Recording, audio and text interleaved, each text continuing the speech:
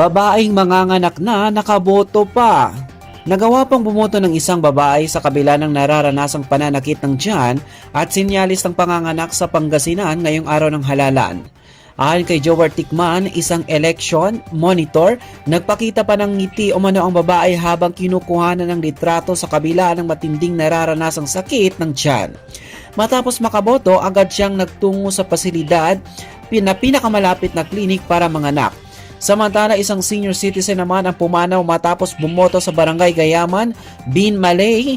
Ayon sa Paris Pastoral Council for Responsible Voting, nakaranas ng hirap sa paghinga ang matanda habang nasa pila dulot ng matinding init. Matapos bumoto, nakaramdam siya ng pagkahilo at nawala ng malay. Dineklara siyang patay ng mga medik pasado alas 7 ng umaga.